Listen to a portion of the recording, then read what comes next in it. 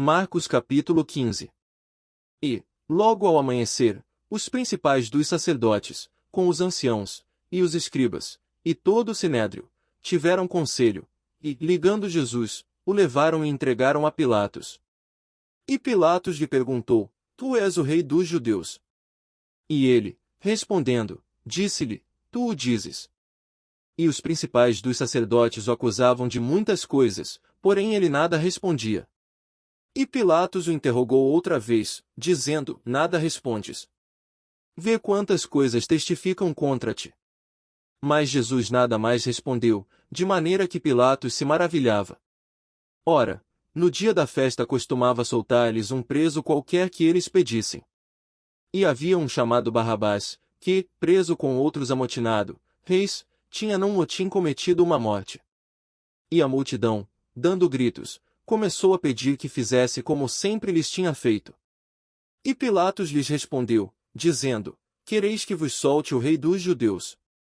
Porque ele bem sabia que por inveja os principais dos sacerdotes o tinham entregado. Mas os principais dos sacerdotes incitaram a multidão para que fosse solto antes Barrabás. E Pilatos, respondendo, lhes disse outra vez: Que quereis, pois, que faça daquele a quem chamais rei dos judeus? E eles tornaram a clamar: Crucifica-o. Mas Pilatos lhes disse: Mas que mal fez?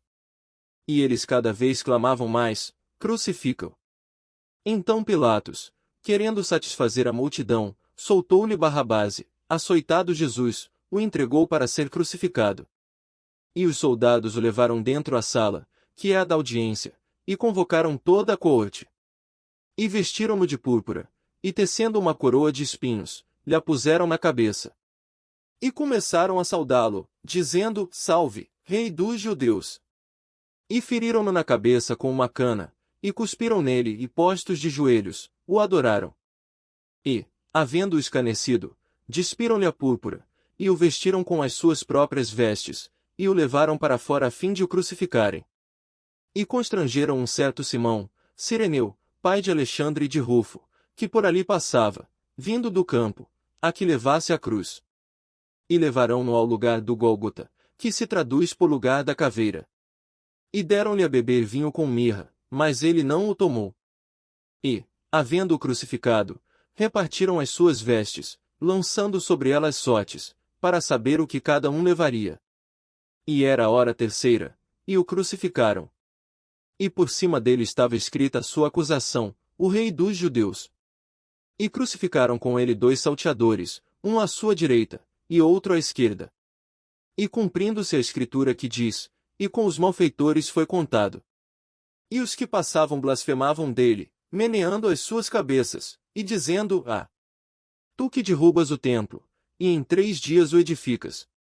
Salva-te a ti mesmo, e desce da cruz. E da mesma maneira também os principais dos sacerdotes, com os escribas, diziam uns para os outros, zombando: Salvou os outros, e não pode salvar-se a si mesmo.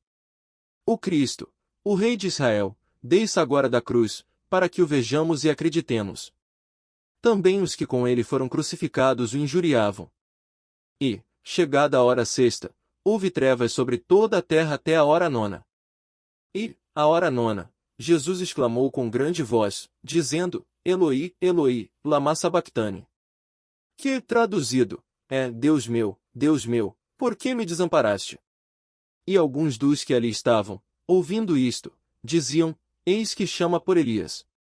E um deles correu a embeber uma esponja em vinagre, e pondo-a numa cana, deu-lhe a beber, dizendo: Deixai, vejamos se virá Elias tirá-lo. E Jesus, dando um grande brado, expirou. E o véu do templo se rasgou em 2, de alto a baixo. E o centurião, que estava defronte dele, vendo que assim clamando expirara, disse: Verdadeiramente este homem era o Filho de Deus. E também ali estavam algumas mulheres, olhando de longe, entre as quais também Maria Madalena, e Maria, mãe de Tiago, o menor, e de José, e Salomé. As quais também o seguiam, e o serviam, quando estava na Galiléia, e muitas outras, que tinham subido com ele a Jerusalém. E, chegada a tarde, porquanto era o dia da preparação, isto é, a véspera do sábado, Chegou José de Arimateia, senador honrado, que também esperava o reino de Deus, e ousadamente foi a Pilatos, e pediu o corpo de Jesus. E Pilatos se maravilhou de que já estivesse morto. E, chamando o centurião, perguntou-lhe se já havia muito que tinha morrido. E, tendo-se certificado pelo centurião, deu o corpo a José, o qual comprará um lençol fino, e tirando-o da cruz, o envolveu nele, e o depositou num sepulcro lavrado numa rocha, e revolveu uma pedra para a porta do sepulcro. E Maria Madalena e Maria, mãe de José, observavam onde o punham.